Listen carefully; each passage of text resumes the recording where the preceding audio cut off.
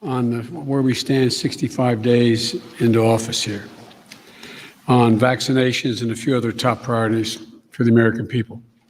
First, on vaccinations.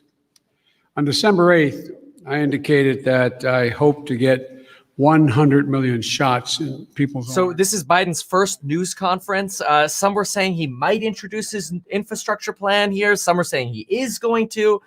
It's his first news conference. He's going to do Q&A, though, so we'll see. The second goal, and that is we will, by my 100th day in office, have administered 200 million shots in people's arms. That's right, 200 million shots in 100 days.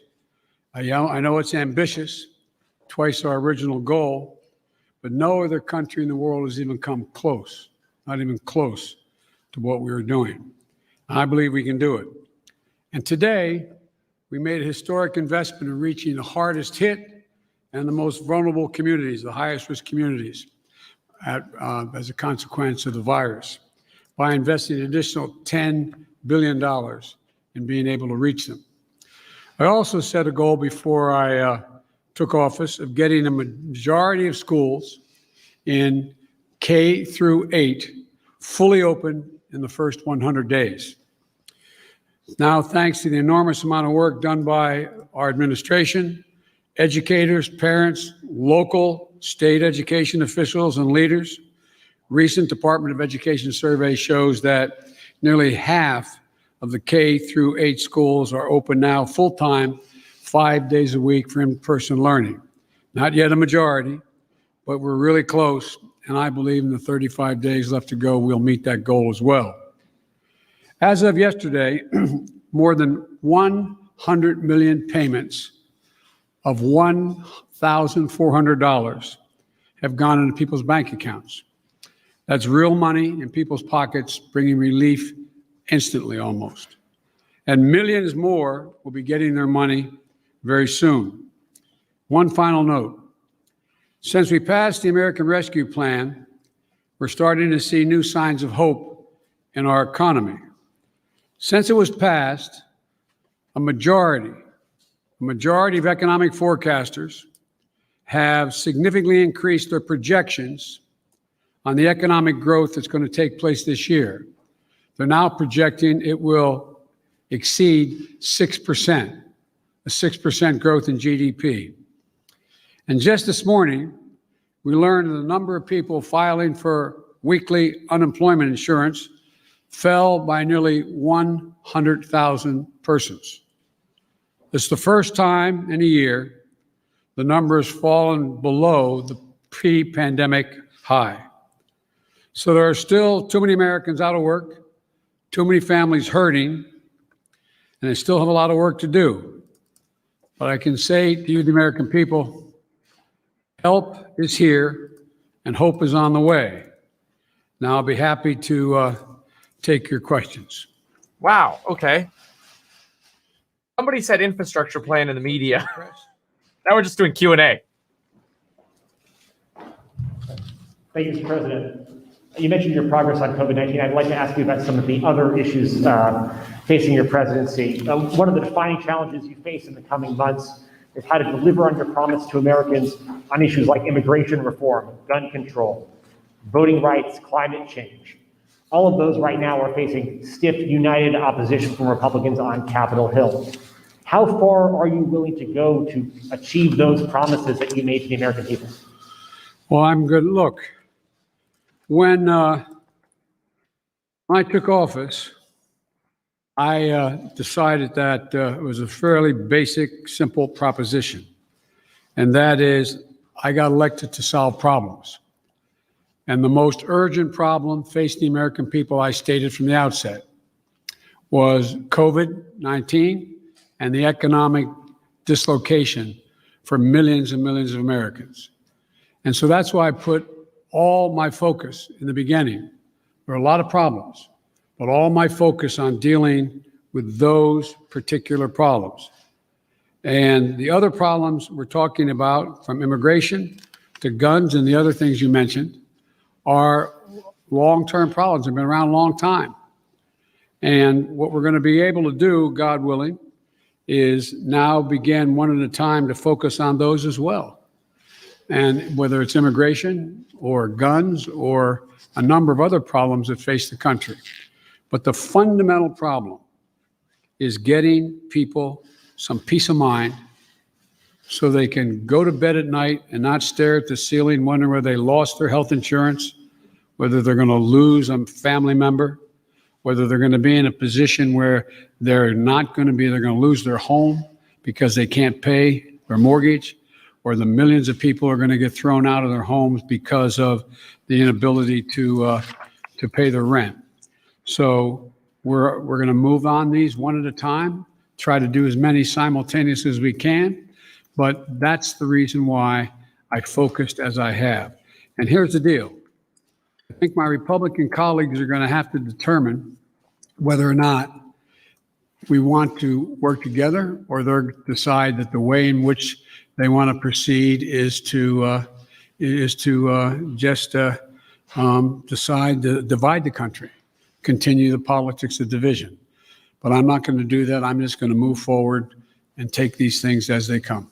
And just to follow up, Mr. President, can your presidency be a success if you can't make progress on those 4 challenges: climate change, immigration reform, gun control, voting rights? Well, I plan on making progress on all of them, but that's going to be for the American people to decide. I think, I doubt whether, maybe you did, maybe others did. I thought, many of you thought there was no possibility of my getting the plan I got passed without any Republican votes. Pretty big deal. Got passed. Growing the economy. He's right about that. People's lives are changing. So let's see what happens. All I know, I've been hired to solve problems. Wall Street had priced in a $1 trillion package. He got the full 1.9. Okay. How about Yamiche? Thanks so much, Mr. President. You've said over and over again that immigrants shouldn't come to this country right now. This isn't the time to come. That message is not being received. Instead, the perception of you that got you elected as a moral, decent man is the reason why a lot of immigrants are coming to this country and entrusting you with unaccompanied minors. How do you resolve that tension? And how are you choosing which families can stay and which can go, given the fact that even though with Title 42, there are some families that are staying? And is there a timeline for when we won't be seeing these overcrowded facilities run by CPB when it comes to unaccompanied minors? Well, look, I guess I should be flattered. People are coming because I'm the nice guy. That's the reason why it's happening. That I'm a decent man, or however it's phrased. That, that's why they're coming, because Biden's a good guy. Truth of the matter is, nothing has changed. As many people came, 28% increase in children to the border in my administration, 31% in the last year in 2019, before the pandemic, in the Trump administration. It happens every single solitary year. There is a significant increase in the number of people coming to the border in the winter months of January, February, March. It happens every year. In addition to that, there is and by the way, does anybody suggest that there was a 31% increase under Trump because he was a nice guy and he was doing good things at the border? That's not the reason they're coming. The reason they're coming is that it's the time they can travel with the least likelihood of dying on the way because of the heat in the desert, number one. Number two, they're coming because of the circumstances in country. In country. The way to deal with this problem, and I started to deal with it back when I was United States Vice President, putting together a bipartisan plan of over $700 million to do with the root causes of why people are leaving. What did Trump do? He eliminated that funding. He didn't use it.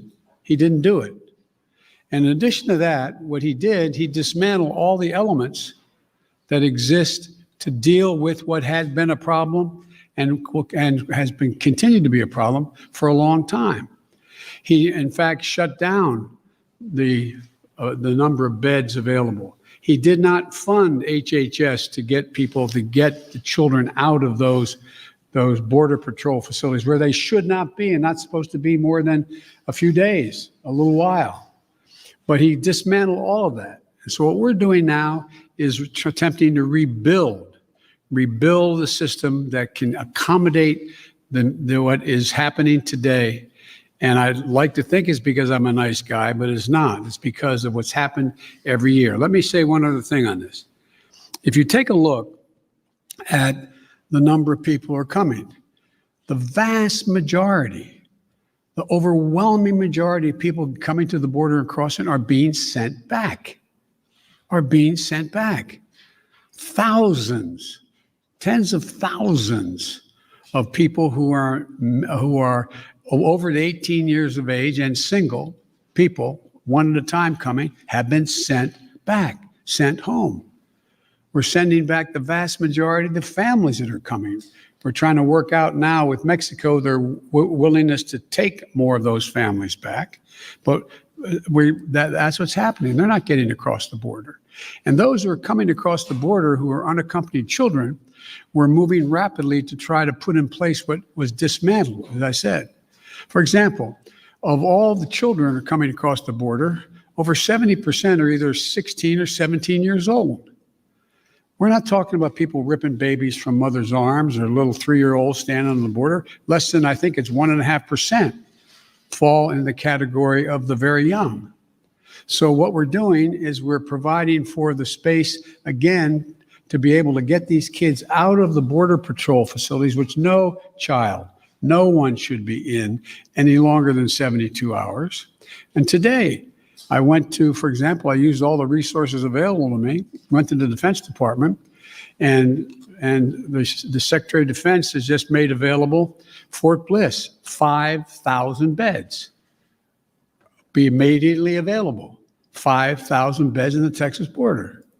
So we're building back up the capacity that should have been maintained and built upon, that Trump dismantled. It's going to take time. And the other thing we're doing, I might add, am I giving you too long an answer? Because if you don't want the detail. No, but I mean, I don't know how much detail you want about immigration. Maybe I'll stop there and finish. My follow-up question is, one, if you could talk a little bit about which families, why they're being allowed to stay, what the families that are being allowed to stay, why they're being allowed to stay. And in addition to that, when They cut Biden off? What?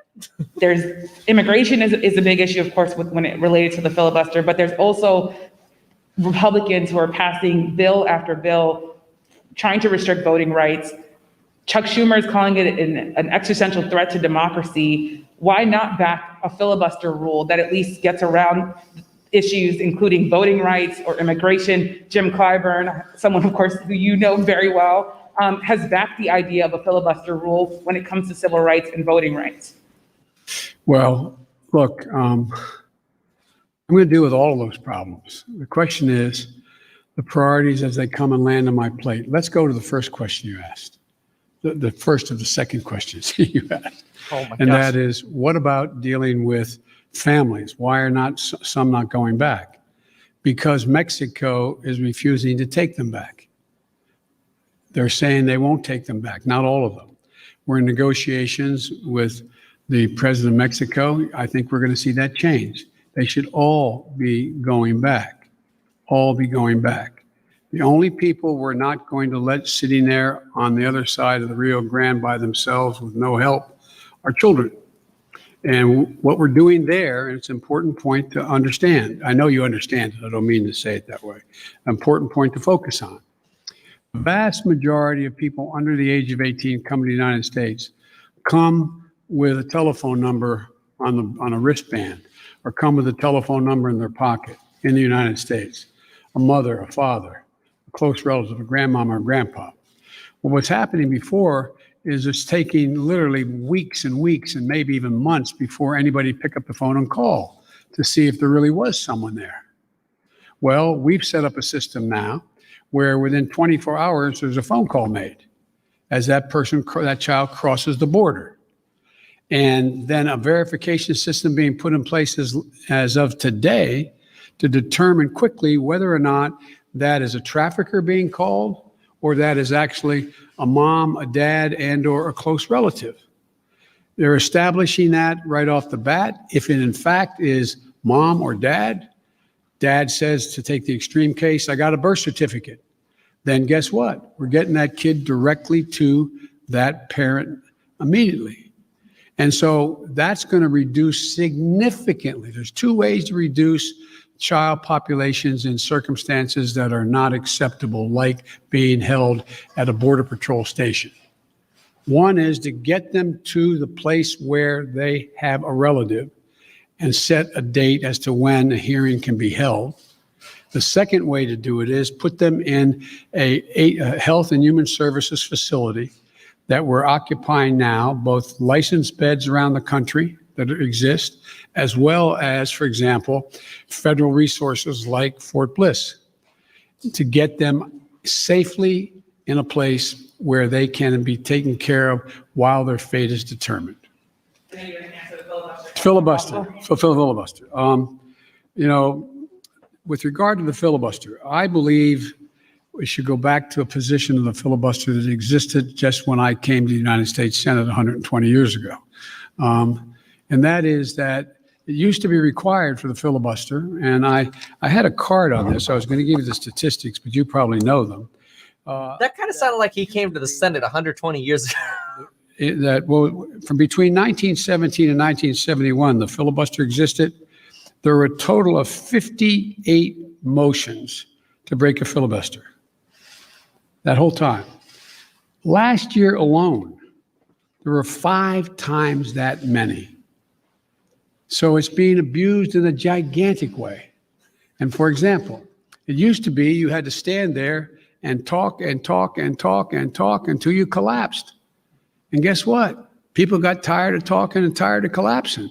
Filibusters broke down and we were able to break the filibuster, get a quorum and vote. So I strongly support moving in that direction, in addition to having an open mind about dealing with certain things that are just elemental to the functioning of our democracy, like the right to vote, like the basic right to vote. We've amended the filibuster in the past. But here's the deal. As you observed, I'm a fairly practical guy.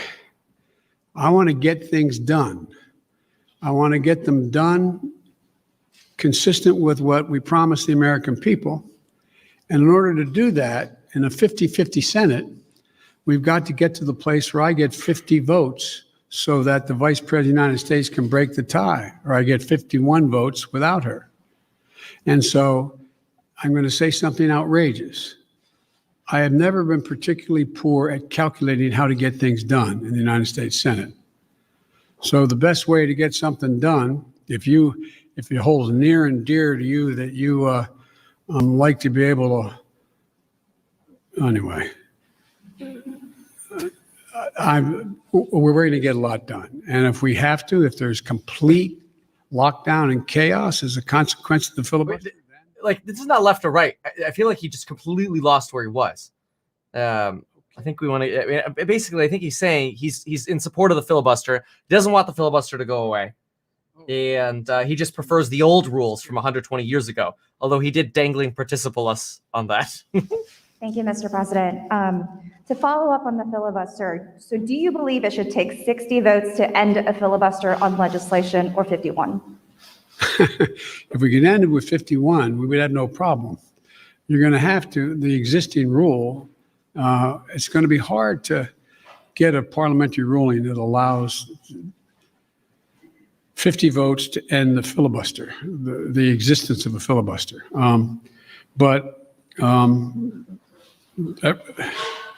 It's not my expertise in what the parliamentary rules and how to get there are, but our preoccupation with the filibuster is totally legitimate.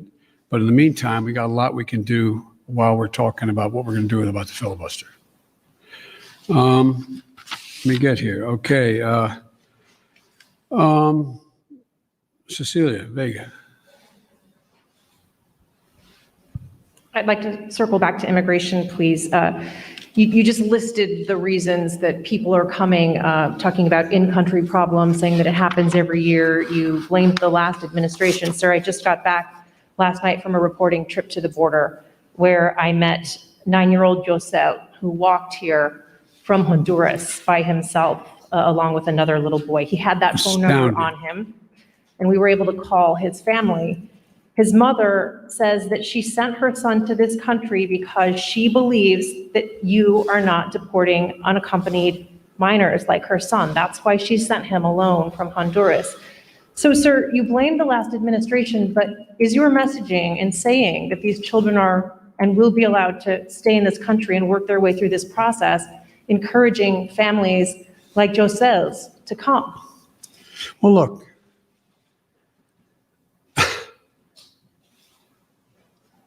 the idea that I'm going to say, which I would never do, if an unaccompanied child ends up at the border, we're just going to let them starve to death and stay on the other side.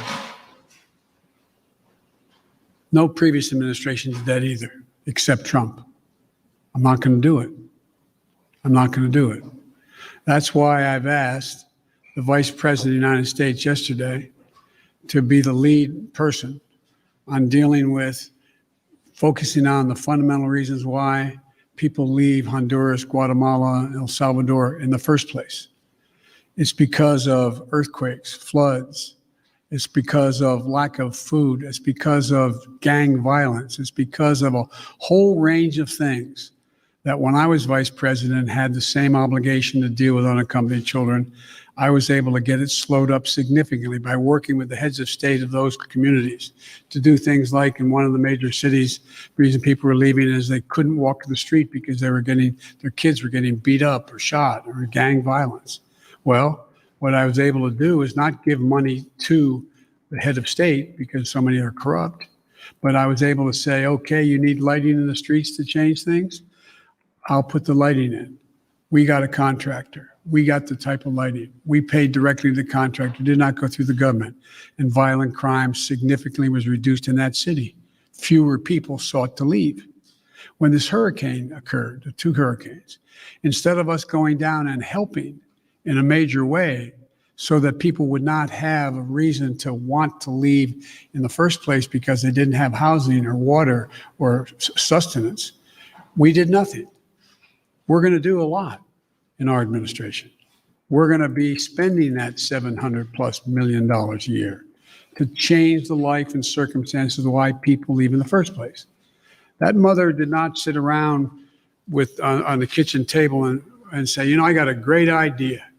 Why I'm going to make sure my son gets taken care of is I'm going to put how old was he or she? He's 9. I also met a 10-year-old.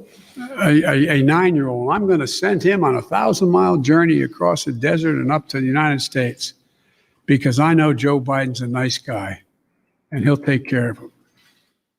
What a desperate act to have to take. The circumstances must be horrible. So we can do something about that. That's what the vice president's going to be doing. What I did when President Obama asked me to come and deal. I was in Turkey at the time. He said, you got to come home and take care of this. So we put together a plan and it had an impact. And so the question here is how we go ahead and do this, what we do. There's no easy answer. Quick follow, if I may. Do you want to see these unaccompanied minors staying in this country, or should they be deported eventually? Well, the judgment has to be made whether or not, in this young man's case, he has a mom at home. There's an overwhelming reason why he'd be put in a plane and flown back to his mom.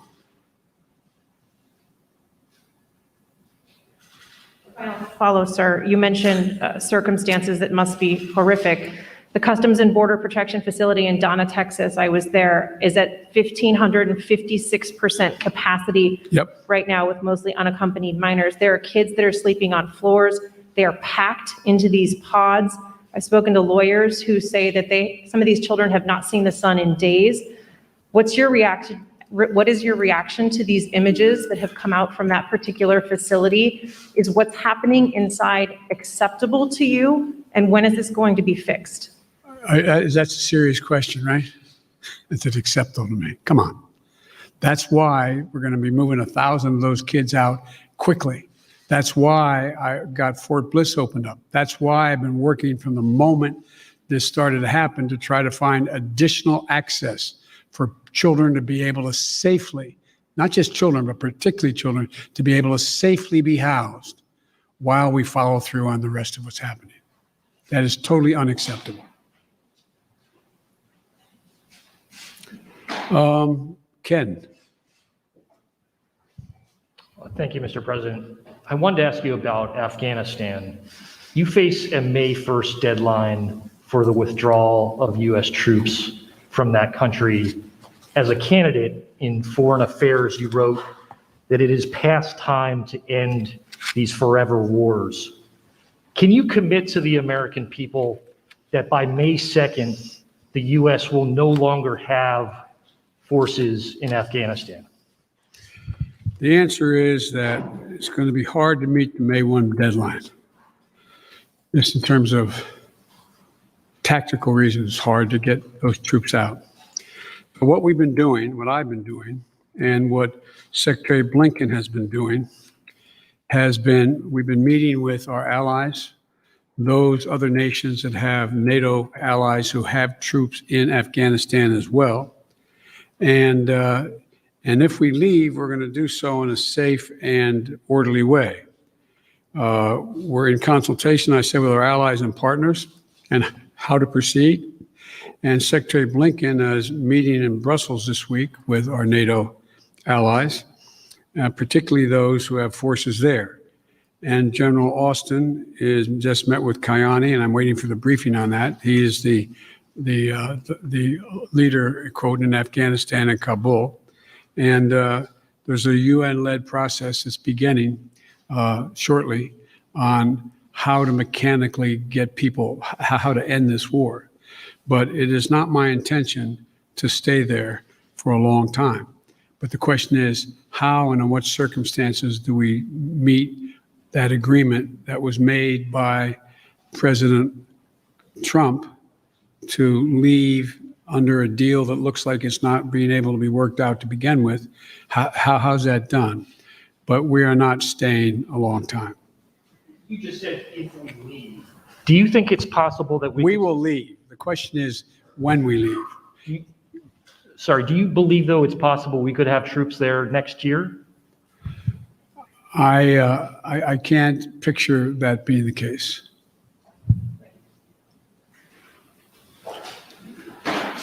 Okay, Kristen.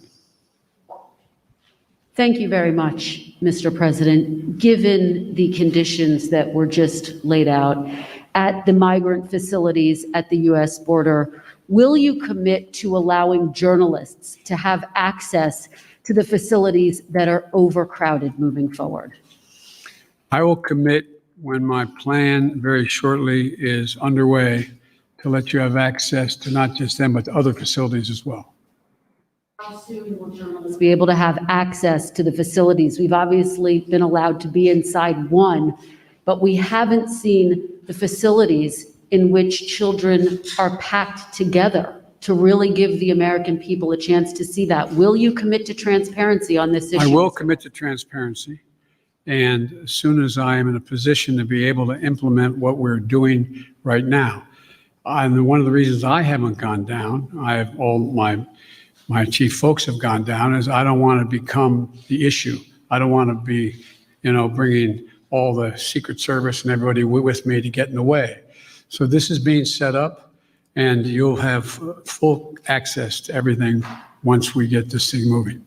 Okay, and just to be clear, how soon will that be, Mr. President? I don't know, to be clear. Do you bear responsibility for everything that's happening at the border now? I hear you talking a lot about the past administration. You decided to roll back some of those policies. Did you move too quickly to roll back what? I'm sorry? policies? Did you move too quickly to roll back some of the executive orders of your predecessor? First of all the policies are underway were not helping at all. Did not slow up the amount of immigration and as many people coming. And rolling back the policies of separating children from their mothers, I make no apology for that. Rolling back the policies of remain in Mexico, sitting on the edge of the Rio Grande in a muddy circumstance with not enough to eat, I make no apologies for that. I make no apologies for ending programs that did not exist before Trump became president. that have an incredibly negative impact on the law, international law, as well as on human dignity. And so I make no apologies for that. Just to ask you about foreign policy, Mr. President. Overnight, we learned that North Korea tested 2 ballistic missiles. What, if any, actions will you take, and what is your red line on North Korea? Let me say that, number one, UN Resolution 1718 was violated by those particular missiles that were tested. Number one. We're consulting with our allies and partners, and there will be responses if they choose to escalate. We will respond accordingly. But I'm also prepared for some form of diplomacy, but it has to be conditioned upon the end result of denuclearization. So that's what we're doing right now, consulting with our allies. Just very quick You only got follow-up. another hour now, okay? Diplomacy, can you define what you mean? And former President Obama warned the incoming President Trump that North Korea was the top foreign policy issue that he was watching. Is that how you assess the crisis in North Korea? Yes. Okay, hang on a second here. Kristen, Nancy, CBS? Thank you very much, Mr. President. I want to go back to voting rights. And as Yamiche mentioned, Republican legislatures across the country are working to pass bills that would restrict voting, particularly Democrats fear impacting minority voters and young voters, the very people who helped to get you elected in November. Are you worried that if you don't manage to pass voting rights legislation, that your party is going to lose seats and possibly lose control of the House and the Senate in 2022? What I'm worried about is how un-American this whole initiative is. It's sick. It's sick. Deciding in some states that you cannot bring water to people standing in line, waiting to vote. Deciding that you're going to end voting at 5 o'clock when working people are just getting off work. Deciding that there will be no absentee ballots under the most rigid circumstances. It's all designed, and I'm going to spend my time doing 3 things. One, trying to figure out how to pass the legislation passed by the House, number one. Number two, educating the American public. The Republican voters I know find this despicable. Republican voters. Folks outside this White House. I'm not talking about the elected officials. I'm talking about voters. And so I'm convinced that we'll be able to stop this because it is the most pernicious thing. This makes Jim Crow look like Jim Eagle. I mean, this is gigantic, what they're trying to do. And it cannot be sustained. And do everything in my power, along with my friends in the House and the Senate, to keep that from becoming the law. Is there anything else you can do about it besides passing legislation? The answer is yes, but I'm not going to lay out a strategy in front of the whole world and you now. And then on a related note, have you decided whether you are going to run for re-election in 2024? You haven't set up a re-election campaign yet, as your predecessor had by this time. My predecessor needed to. My predecessor. Oh, God, I miss him. Have you? No, the answer is yes. What? My plan is to run for re-election. That's my expectation. And then on one other note, on bipartisanship, your old friend, Mitch McConnell, says you have only spoken to each other once since you took office, and that you have moved far left since taking office. Do you see it the same way he does? Have you rejected bipartisanship? No, I haven't at all. I've been meeting. When's the last time a president invited the opposite party down at least a half a dozen times to talk about issues, everything from how we work. We're working with a group of 20 members of the Senate right now and House on how we reestablish our ability to make computer chips, and how we get ahead of the game, how we can work together. We're working together on a bunch of things. But look, I know Mitch well. Mitch knows me well.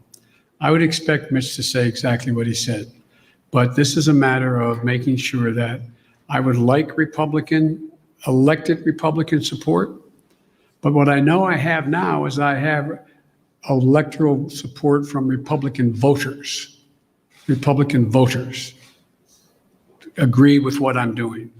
And so unless Mitch says the last thing I did, this last piece of legislation is so far left, well, then he ought to take a look at his party. Over 50% of them must be over that edge as well, because they support what I did. Okay, where am I here? Let me see. Caitlin? Thank you very much, Mr. President. I have a question for you, but first, I'd like to follow up on a question from Yamiche, and that's on the filibuster. That counts as a question, but go ahead. Okay, I'll make it quick. It's a No, quick no, you question. Regarding the filibuster, at John Lewis's funeral, President Barack Obama said he believed the filibuster was a relic of the Jim Crow era. Do you agree? Yes. If not, why not abolish it if it's a relic of the Jim Crow era?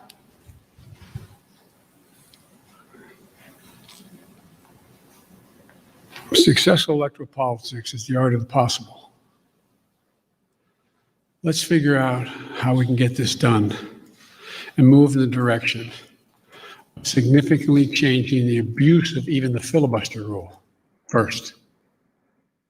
It's been abused from the time it came into being by an extreme way in the last 20 years.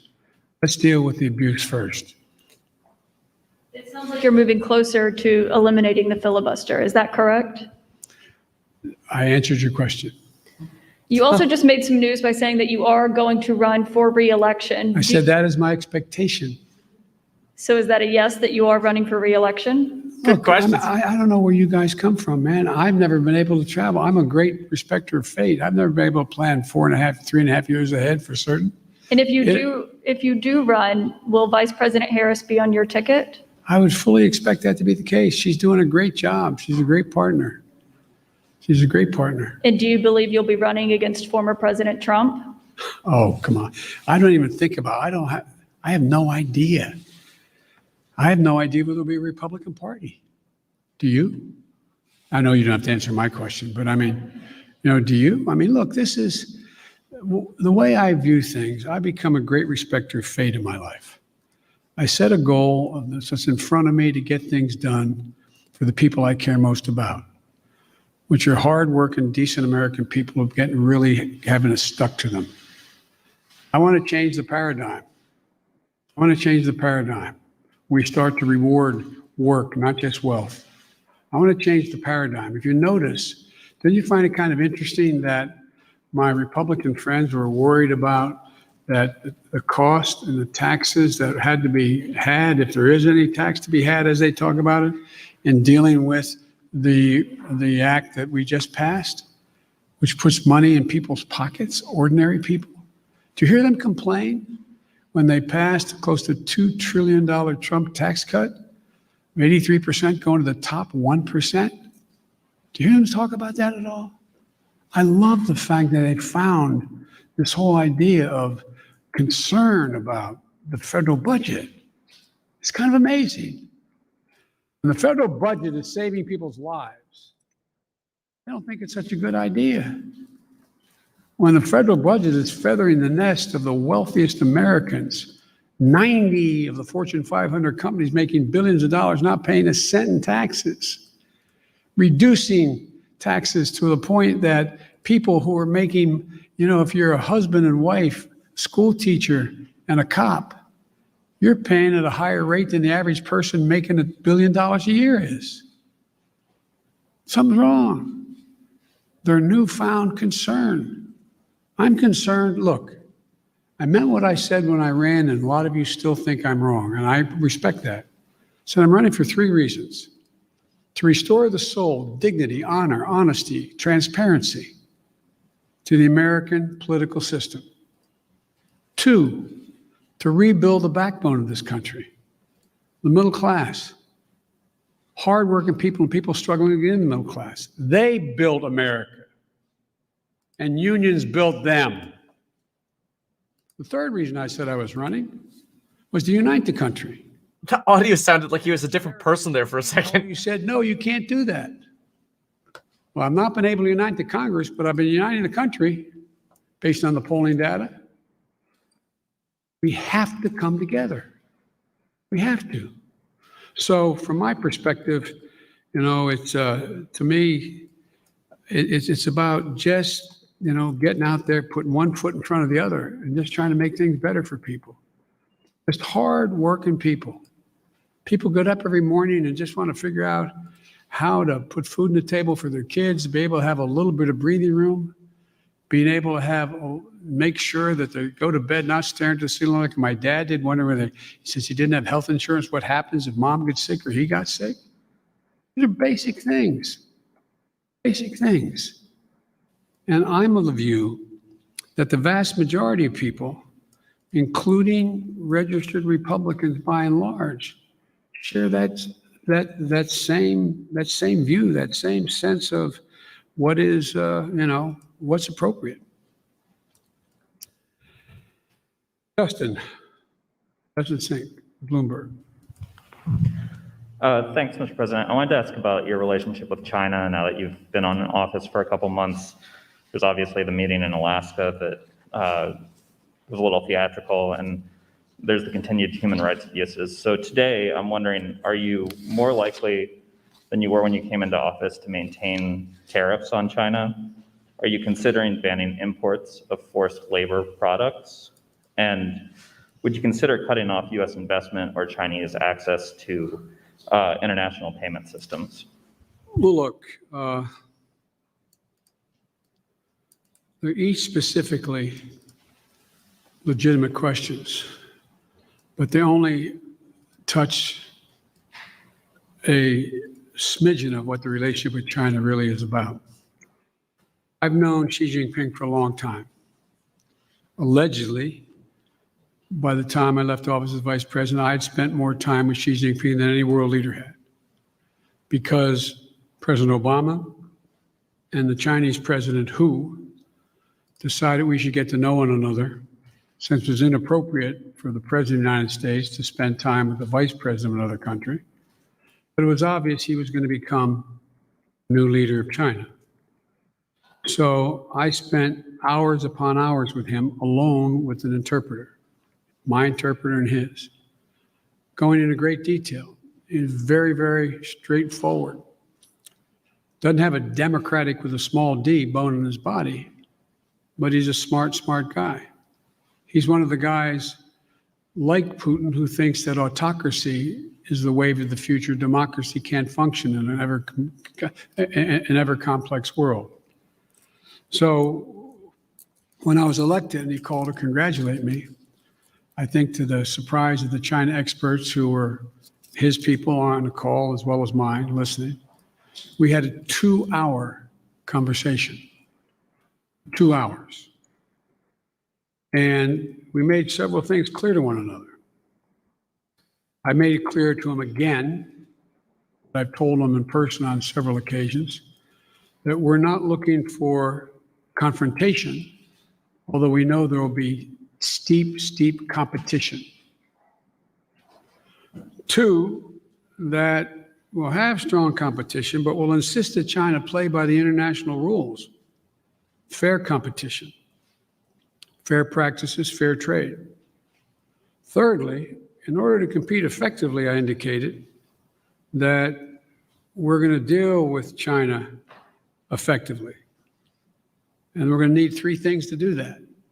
Telling our people. First, we're going to invest in American workers and American science.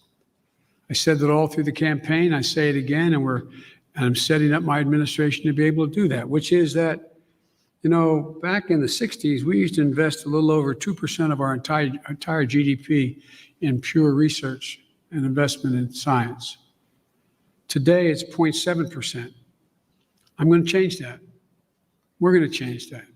The future lies in who can, in fact, own the future as it relates to technology, quantum computing, a whole range of things, including in medical fields.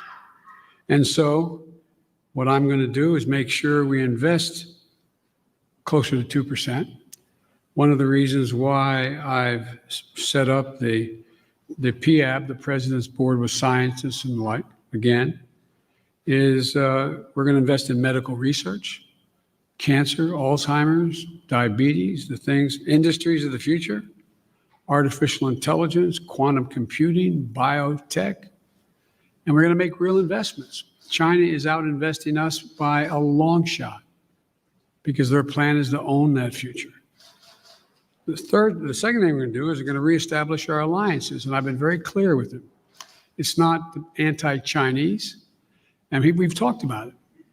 I want to make sure that, for example, later today, after this, as a matter of fact, shortly after this, which is fine, we're going close to an hour. I'm happy go longer, but one of the things that I'm going to be doing, I'm going to be speaking with 27 heads of state in Europe. And very shortly, I think within the next hour or so, I don't know the exact time. And earlier this month, and apparently it got the Chinese attention, that's not why I did it, I met with our allies and how we're going to hold China accountable in the region. Australia, India, Japan, and the United States, the so-called Quad. Because we have to have democracies working together. Before too long, I'm going to invite an alliance of democracies to come here to discuss the future. And so we're going to make it clear that in order to deal with these things, we are going to hold China accountable to follow the rules. Whether it relates to the South China Sea or the North China Sea or the agreement made on Taiwan or a whole range of other things. And the third thing, and the thing that I admire about dealing with Xi is he understands, he makes no pretense about not understanding what I'm saying any more than I do him. I pointed out to him, no leader can be sustained in his position or her position unless they represent the values of the country. And I said, Mr. President, as I've told you before, Americans value the notion of freedom.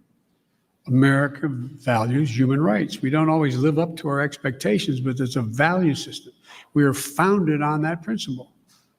And as long as you and your country continues to so blatantly violate human rights, we are going to continue in an unrelenting way to call to the attention of the world and make it clear what's happening. And he understood that. I made it clear that no American president, at least one did, but no American president ever backed down from speaking out of what's happening in the Uyghurs, what's happening in Hong Kong, what's happening in country. That's who we are. The moment a president walks away from that, as the last one did, is the moment we begin to lose our legitimacy around the world. It's who we are. So I see stiff competition with China. China has an overall goal, and I don't criticize them for the goal, but they have an overall goal to become the leading country in the world, the wealthiest country in the world, and the most powerful country in the world. That's not going to happen on my watch, because the United States is going to continue to grow and expand.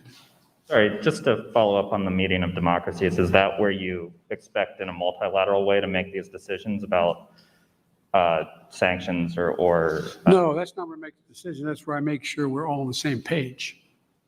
All on the same page. Look, I predict to you, your children or grandchildren are going to be doing their doctoral thesis on the issue of who succeeded, autocracy or democracy, because that is what is at stake. Not just with China. Look around the world. We're in the midst of a fourth industrial revolution of enormous consequence. Will there be middle class?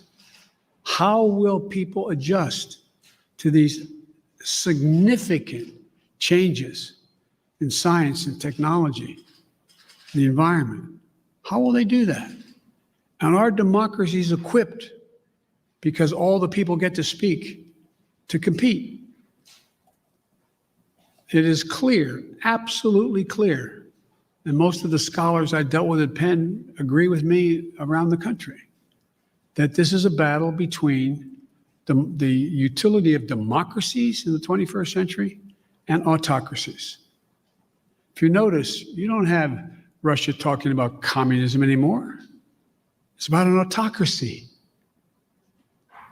Demand decisions made by a leader of a country. That's what's at stake here. We got to prove democracy works. Mr. President, sorry, I know you haven't had a chance to address the tragedies in Georgia and Colorado. You had said to stay tuned for actions that you might take on gun control. Wondering if you've made a decision either about sending the manufacturer liability bill that you had promised on day one to Capitol Hill, or executive actions like going after ghost guns or giving money to cities and states to battle gun control. All the above. It's a matter of timing. As you've all observed, successful presidents better than me have been successful in large part because they know how to time what they're doing. Order it. Decide in priorities what needs to be done. Next major initiative is, I'll be announcing it Friday in Pittsburgh in detail, is to rebuild the infrastructure, both physical and technological infrastructure of this country, so that we can compete and create significant numbers of really good paying jobs. Really good paying jobs. And some of you have been around long enough to know that used to be a great Republican goal or initiative. I still think the majority of the American people don't like the fact that we are now ranked, 85th in the world in infrastructure. I mean, look, the future rests on whether or not we have the best airports that can accommodate air travel, ports that you can get in and out of quickly, so businesses decide. Some of you, if you're ever local reporters, and you found your governor or mayor trying to attract business to your community, what's the first thing the business asks? What's the closest access to an interstate highway? How far am I from freight rail? Is the water available? Is enough water available for me to conduct my business? All the things that relate to infrastructure. We have somewhere, I asked the staff to write it down for me, and they did, not for this, but for a longer discussion. We have somewhere in terms of infrastructure, we rank 13th globally in infrastructure. China is investing 3 times more in infrastructure than the United States is. Bridges, more than 1/3 of our bridges, 231,000 of them, need repairs. Some are physical safety risks or preservation work. 1 in 5 miles of our highways and major roads are in poor condition. That's 186,000 miles of highway. Aviation, 20% of all flights weren't on time, resulting in 1.5 million hours lost in production. 6 to 10 million homes in America still have lead pipes servicing their water lines. We have over 100,000 wellheads that are not capped, leaking methane. What are we doing? And by the way, we can put as many pipe fitters and miners on us to work capping those wells at the same price that they would charge to dig those wells. So I just find it frustrating. You talk about, last point I'll make in the infrastructure, and I apologize for spending more time on it, but is that if you think about it, it's the place where we will be able to significantly increase American productivity, at the same time providing really good jobs for people. But we can't build back to what they used to be. We have to build, the environment's already, global warming's already done significant damage. The roads that used to be above the water level didn't have to worry about where the drainage ditch was. Now you got to rebuild them 3 feet higher because it's not going to go back to what it was before, only get worse unless we stop it. There's so much we can do. Look at all the schools in America. Most of you live in the Washington area now, but in your hometowns, I don't know where you're all from. How many schools where the kids can't drink the water out of the fountain? How many schools are still in a position where there's asbestos? How many schools in America we're sending our kids to don't have adequate ventilation? How many homes, buildings, office complexes are wasting billions of barrels of oil over time because they can't hold in the heat or the air conditioning because it leaks through the windows that are so porous in the connections? It's amazing. So there's so much we can do that's good stuff, makes people healthier, and creates good jobs. And I think that I got one more question here. And Janet from Univision. Thank you, Mr. President. We too have been reporting at the border, and just like Cecilia, we ran into a pair of siblings who came in on Monday, were detained by CBP, had the phone number for their mother who lives in the U.S. We have contacted the mother. That's the only way they know her kids are here, because CBP today, Thursday, has not contacted that mother. So when can we expect your promise of things getting better with contacting and expediting? Well, they're already getting better, but they're going to get real. They're going to a whole hell of a lot better real quick, or we're going to hear some people leaving. Okay? We can get this done. We're going to get it done. I had a long meeting with the entire team and several cabinet level officers the other night. We're going to be moving within the next week over 100,000. I mean, 1,000 people out of the Border Patrol into safe, secure beds and facilities. We're going to significantly ramp up. We're already out there contacting everyone from getting some of the employees at HHS. There's a lot of them doing other things and move them into making those calls. We're in the process of rearranging and providing for the personnel needed to get that done. But I admire the fact that you were down there, you're making the calls yourself. It's real.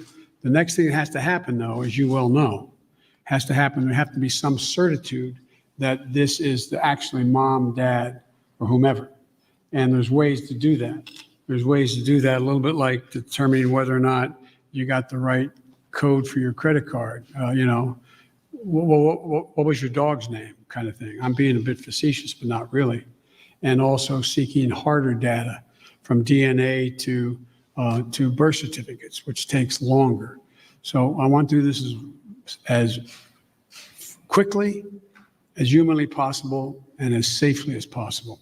As you well know, treating the root causes in Latin America doesn't change things overnight. How do you realistically and physically keep these families from coming to the U.S. when things will not get better in their countries right away? Well, I can't guarantee that, but I know, that old thing, the journey of 1,000 miles starts with the first step. You know as well as I do. You cover it. You have serious, it's not like somebody sitting on a hand-hewn table in Guatemala, in somewhere in Mexico or in Guadalupe saying, I got a great idea. Let's sell everything we have. Give it to a coyote. Have them take our kids across the border into a desert where they don't speak the language. Won't that be fun? Let's go. That's not how it happens. People don't want to leave.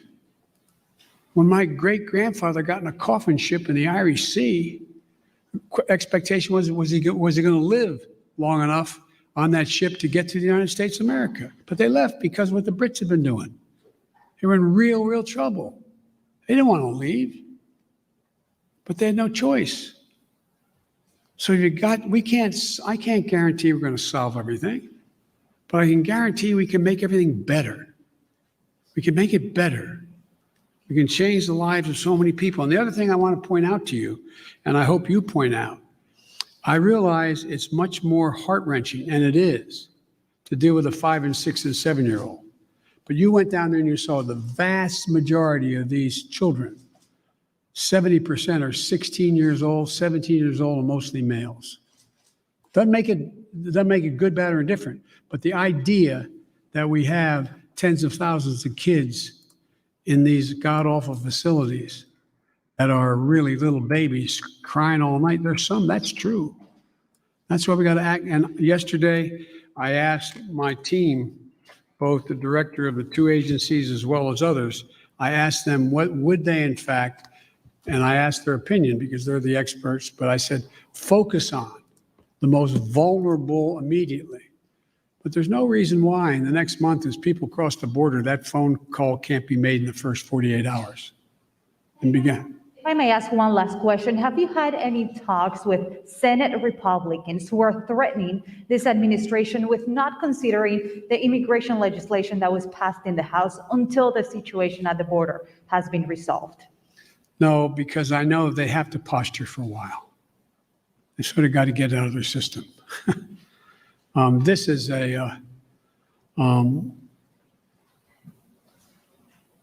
but I'm ready to work with any Republican who wants to help solve the problem or make the situation better. But folks, I'm going. Thank you very, very much. I appreciate it. Thank you.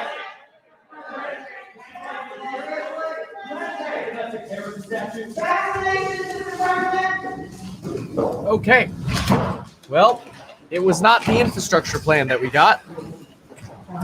Instead, we got lots of talk, lots of it. I'll do a quick little summary here of just some of the main points here. Unfortunately, I was really looking forward to potentially this infrastructure plan. Maybe not today. Maybe it'll be next week. Then there was talk that it would be this week. Then it's kind of turned into more of let's remove this here. There we go. It kind of turned into more of a I'm sorry. There's talk that it would come out this week. I think it's probably going to be more like a next week thing at this point. It keeps getting sort of delayed. This was more of just a Q&A for Biden here. So what did we talk about? Well, Biden talked about the border wall, the border situation a lot. Complained about Donald Trump having dismantled elements that would have helped solve problems at the border wall, providing less beds to the border wall, not funding the Health and Human Services Department properly to get children out of these situations. He talked about the fact that 70% of the children coming are 16 and 17 years old, that they're actually older children and not like babies, even though he argues that the media is paying too much attention to very young children, which he says only accounts for about 1.5% of people coming to the border. Now, there was a lot of talk back and forth about the border wall, a lot of questions from border situation in general, a lot of questions from media about this. He did touch on other situations as well, like the filibuster rules. Kind of a funny little faux pas with the way he structured a sentence, suggesting that filibuster rules should be like what they were when Biden came to the Senate 120 years ago. He's referring to the rules should be like they were 120 years ago and were a few decades ago when Biden came back to the Senate. Basically, if we're going to filibuster, you should have to be there on the floor and talk to filibuster, which is kind of a way of Biden saying that, hey, look, if Republicans want the opportunity to filibuster, they should have to stand there and put in the work to do it, rather than, oh, we need 60 votes to invoke cloture to end debate. So he kind of complained about the filibuster a bit. Didn't say that he would want the filibuster to completely go away. I think he prefers the old version of the filibuster. There's a lot of talk amongst the Democrats, especially progressives, saying, let's just get rid of the filibuster. That way we could pass all the bills we want with 51 votes, and we don't have to do budget reconciliation, which limits what bills we could pass. Biden stopped short of answering that, despite getting asked like 3 times in the questions here about the filibuster. Talks about wanting to get out of Afghanistan this year, did not make the commitment that we would get out of Afghanistan this year, doesn't know what'll come up. He got asked about, hey, how come you've only talked to Mitch McConnell once so far since you've gotten into office? And basically said, hey, look, I'm willing to work with Republicans.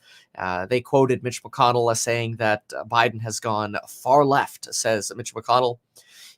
Biden complained about the fact that it's wrong, in his opinion, that cops get or pay a higher tax rate than millionaires and billionaires do. Touched on that. Touched on competition with China, that there will be strong competition with China, but it needs to be fair competition.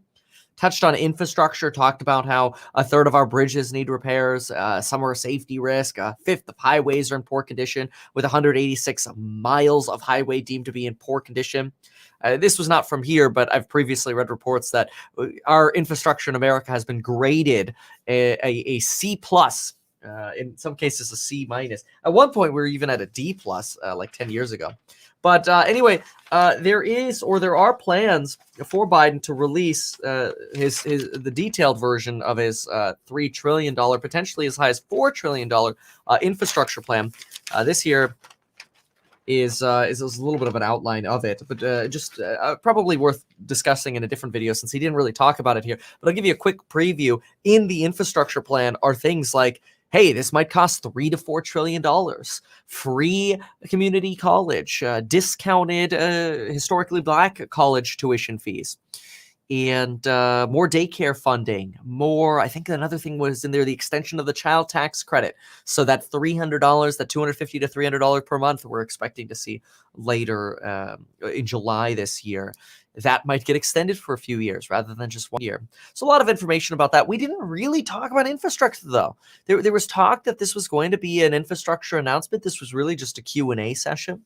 We got, Biden echoing that, hey, when it comes to Republicans complaining about the issue at the border and other issues, hey, Biden says he's willing to talk. But beyond that, we didn't really get anything juicy out of this. We didn't get any announcements out of this. I think the only bomb that may have been dropped, but this was predictable anyway, was that, yeah, he'll run for president again in 2024 and would use Kamala Harris as the VP. But then he kind of walked back those comments a little bit, like, I don't know what's going to happen in 4 years. We'll see. So, yeah, I don't know that we really got much juice out of this. But, hey, this is for an approximate summary of what was said in Biden's hour-long discussion. So anyway, thank you so very much for being here, folks. Remember that course coupon code does expire tomorrow. It's somewhere around here. Hold on. Where is it? Where's my button? I have no idea where my button is right now. Oh, there it is. Found it. There it is, 38% off on the programs on building your wealth. A link down below, folks. So look forward to seeing you in the next live stream, which should be when the market closes. Thanks so much.